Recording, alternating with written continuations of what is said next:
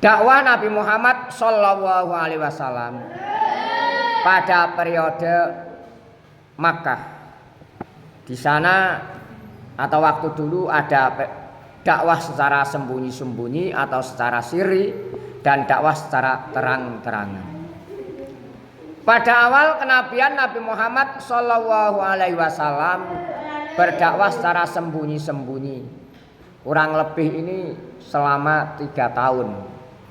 Dari rumah ke rumah, dari mulut ke mulut, orang ke orang.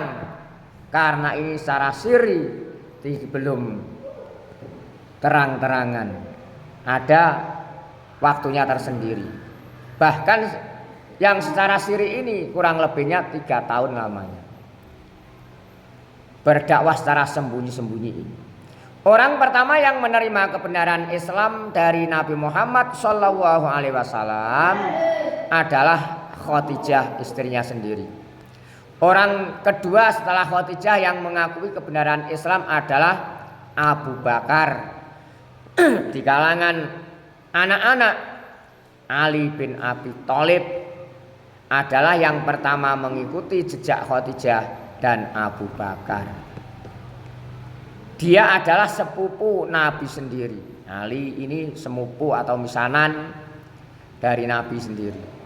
Dari kalangan hamba saya yang memeluk Islam pertama kali adalah Zaid bin Harisah.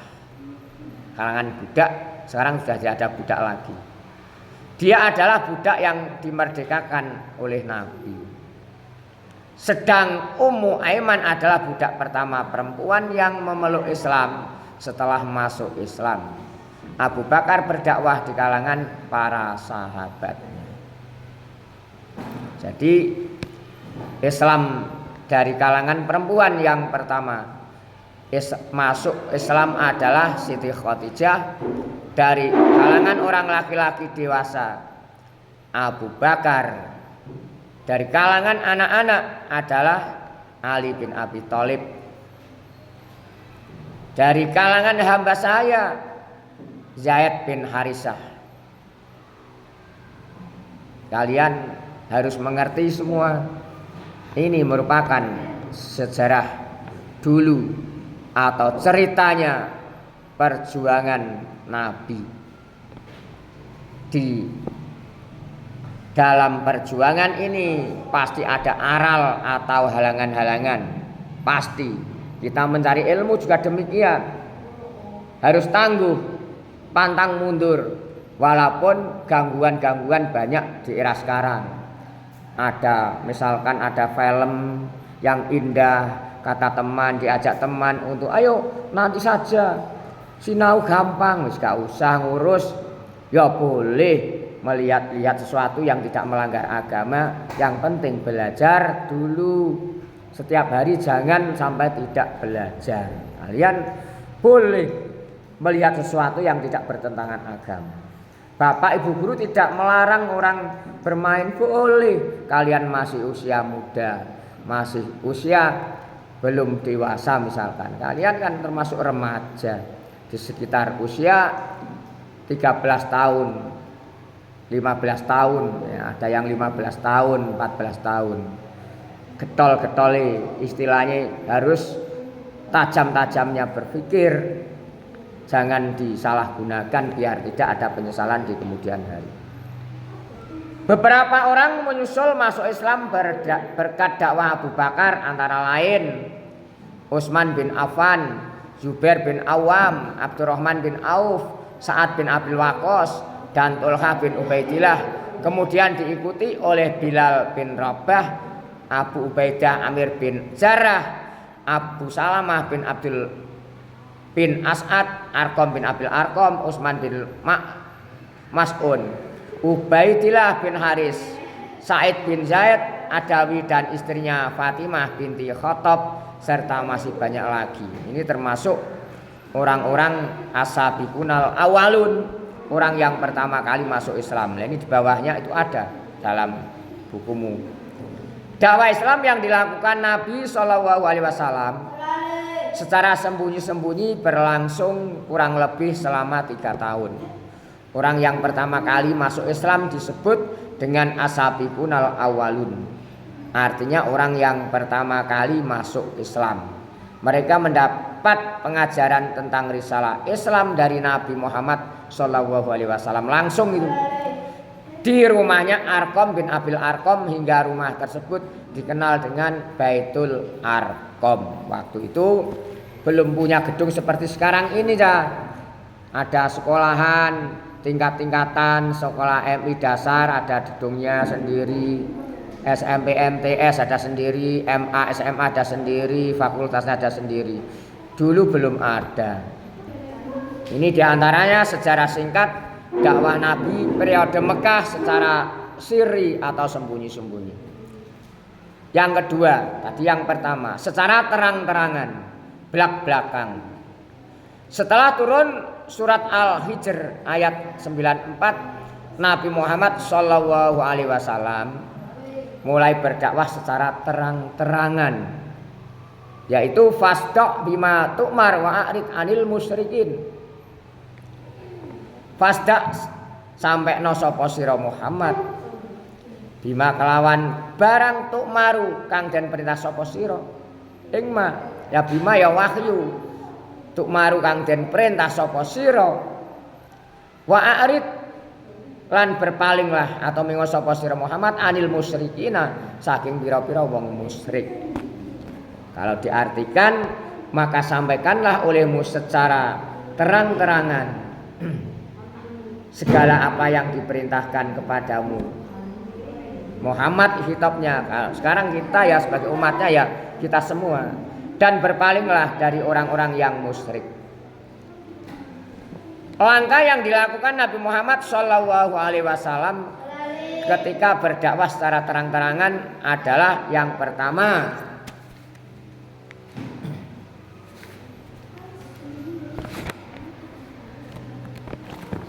mengundang kaum Bani Abdul Muthalib ke rumahnya dan menjelaskan bahwa beliau telah diutus Allah Subhanahu wa taala. Mendengar penjelasan Nabi Muhammad SAW, Abu Lahab marah sambil berkata, celakalah engkau, apa untuk inikah kami engkau panggil? Abu Lahab marah karena Abu Lahab tidak mau menerima ajarannya. Yang kedua, undangan terbuka kepada seluruh masyarakat Mekah untuk berkumpul di Bukit Sofa. Sekarang ini Bukit Sofa yaitu dekat Ka'bah, di sekitar masjid itu. Secara umum dikumpulkan di Bukit Sofa. Sekarang dibuat untuk sa'i antara Sofa dan Marwah.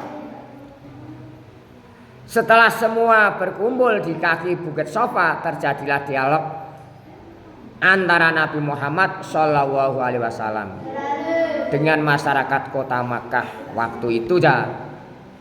Nabi Muhammad SAW bertanya, bagaimana menurut pendapat kalian jika aku memberitakan bahwa ada seekor kuda yang dapat keluar dari dalam gunung ini kemudian menyerang kalian? Apakah kalian percaya? Semua yang hadir menjawab, ya begitu. Kami percaya, kami tidak pernah mengetahui engkau berdusta. Kemudian Nabi Muhammad SAW berkata lagi, ketahuilah sesungguhnya aku ini diutus Allah sebagai pengancam kepada kamu akan adanya siksa Allah yang sangat keras. Belum selesai Nabi Muhammad SAW berkata atau menyampaikan itu, tiba-tiba Abu Lahab berteriak marah dan memotong ucapan Nabi Muhammad SAW sambil berkata, celakalah kamu Muhammad, kata Abu Lahab, apakah hanya untuk ini kamu mengumpulkan kami semua? Sambil mencemooh Nabi Muhammad SAW, Abu Lahab melempari Nabi Muhammad SAW dengan batu. Akhirnya pertemuan ini berakhir dengan kekacauan. Sejak itu Abu Lahab dan istrinya yang bernama Ummu Jamil, istrinya Abu Lahab namanya Ummu Jamil, berusaha keras menghalangi dakwah Nabi Muhammad Shallallahu Alaihi Wasallam. Meskipun secara nasab Abu Lahab atau Abdul Uzza bin Abdul Muthalib adalah pamannya, tetapi tidak segan-segan dia dan istrinya untuk mencelakai Nabi Muhammad Shallallahu Alaihi Wasallam. Karena ulahnya tersebut, Allah menurunkan surat Al-Lahab ayat 1-5 sebagai balasan terhadap perbuatan Abu Lahab dan istrinya. Abu Lahab dan istrinya diancam dimasukkan di neraka yang memulat-mulat kobaran apinya. Inti dari ajaran Islam yang disampaikan Nabi Muhammad terletak pada ajaran tauhid atau keesaan Allah. Tetapi akibat dari ajaran itu dengan sendirinya menyinggung sikap dan perilaku kaum Quraisy secara keseluruhan. Karena itulah ajaran Islam yang dibawa Nabi Muhammad Shallallahu Alaihi Wasallam menjadi pusat perbincangan di kalangan masyarakat Mekah, terutama suku bangsa Quraisy banyak yang menentangnya. Itu waktu dulu ya, namanya baru saja, baru permulaan karena belum mengerti dan yang sebenarnya. Para penentang tersebut berusaha menghentikan dakwah Nabi Muhammad dengan berbagai cara. Keberanian kaum muslimin untuk melakukan dakwah secara terbuka semakin menguat setelah Umar bin Khattab masuk Islam. Sebelumnya Umar bin Khattab adalah seorang penentang utama dakwah Islam. Setelah Umar bin Khattab masuk Islam, Islam menjadi jaya. Karena Umar bin Khattab waktu sebelum masuk Islam juga menentang pada Islam. Setelah masuk Islam berkat mendengar adiknya yang namanya Fatimah membacakan ayat Al-Quran dari surat Toha ayat 1-7, akhirnya masuk Islam. Setelah itulah Islam mulai berkembang pesat juga. Karena barang siapa yang menghalangi Islam akan dipenggal oleh umat. Dulu sebelum masuk Islam, kalau ada orang masuk Islam juga dikejar-kejar. Tapi karena setelah mendapatkan petunjuk dari Allah adalah merupakan sahabat yang setia, yang imannya kuat dan tangguh, tanpa digoyah, tidak dapat digoyahkan. Inilah satu-satunya diantaranya Umar, bahkan dinamakan singa padang pasir. Bahkan jin ifrit juga takut kalau mendengar yang namanya Umar ini. Menghadapi ancaman tersebut, Nabi Muhammad SAW beserta pengikut setianya tidak gentar dan tidak mundur. Sedikit demi sedikit dakwah Islam tetap berjalan pada masa-masa awal tersebut. Orang-orang yang dapat menerima dakwah Nabi Muhammad SAW adalah dari golongan tertindas dan kaum miskin. Meski mendapatkan banyak tantangan dari kaum kafir Quraisy, namun Nabi Muhammad tetap mendakwahkan Islam di Mekah selama 13 tahun. Selama itu Nabi Muhammad mendakwahkan Islam dengan cinta damai dan lemah lembut tanpa paksaan. Dakwah Islam yang dilakukan oleh Nabi Muhammad SAW secara terang-terangan di Bukit Sofa menjadi pusat perbincangan di kalangan masyarakat Mekah, terutama suku Quraisy. Sebagian besar dari mereka menentang keras dakwah Islam tersebut. Mereka dengan sekuat tenaga berupaya menghentikan dakwah Islam yang dilakukan Nabi Muhammad SAW. Adapun faktor-faktor yang menyebabkan kaum kafir Quraisy menentang dakwah Islam yang dilakukan Nabi Muhammad SAW adalah sebagai berikut. Ini faktornya. A. Kaum kafir Quraisy tidak dapat membedakan antara kenabian dan kekuasaan. Dalam pandangannya tunduk kepada seruan Nabi Muhammad SAW berarti tunduk kepada kepemimpinan Bani Abdul Muthalib. B. Taklid atau ikut kepada nenek moyang merupakan kebiadaban yang telah membudaya dan mengakar di kalangan bangsa Arab. C. Para pemimpin Quraisy tidak dapat menerima ajaran kebangkitan kembali dan hari pembalasan atau hari kiamat. Ini diantara faktor. D. Nabi Muhammad SAW menyeru adanya persamaan hak antara bangsawan dan hamba sahaya. Hal ini sangat bertentangan dengan pandangan bangsawan yang memandang hamba sahaya adalah orang kelas paling bawah yang bisa diperjualbelikan sewaktu-waktu. Islam akan menjadi penghalang rezeki bagi kaum pemahat besi dan pembuat patung. Ini faktor mereka. Berdasarkan alasan di atas, kaum kafir Quraisy dari berbagai kalangan bersatu menyusun rencana untuk menggagalkan dakwah Islam yang dilakukan Nabi Muhammad Sallallahu Alaihi Wasallam. Usaha-usaha kafir Quraisy dalam rangka menghentikan dakwah Nabi Muhammad Sallallahu Alaihi Wasallam antara lain Nabi Muhammad Sallallahu Alaihi Wasallam dihina sebagai orang gila. Ini tukang sihir, anak celaka dan lain-lain dengan sebutan penghinaan. Suatu saat beliau pernah dilempari kotoran domba.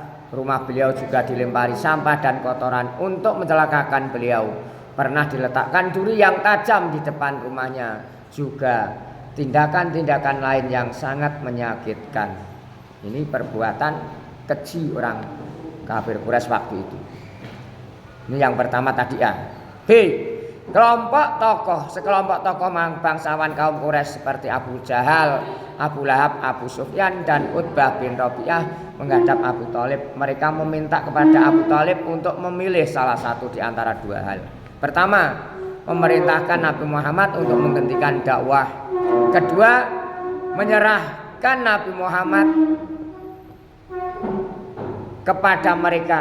Abu Thalib pun terpengaruh oleh ancaman kaum kafir Quraisy. Kemudian Abu Thalib meminta Muhammad untuk menghentikan dakwah Islam. Nabi Muhammad menolak permintaan kaum Quraisy dan bertekad melanjutkan dakwah Islam. Abu Thalib mendukung dakwah Nabi Muhammad SAW dengan segenap jiwa dan raga. Walaupun Abu Thalib pamannya nggak mau mengikuti ajarannya, tetap membantu semaksimal mungkin. C. Mempengaruhi masyarakat Quraisy untuk tidak mendengarkan dakwah atau bacaan-bacaan Al-Quran atau himbauan-himbauan dan sebagainya atau seruan-seruan, karena disebutkan oleh mereka sebagai jampi-jampi yang membuat mereka tertenung. Selain itu mereka juga mengancam untuk tidak segan-segan membuat mereka sengsara atau bahkan dibunuh jika mengikuti ajaran Nabi. Ini ancaman-ancaman Quraisy waktu itu. D.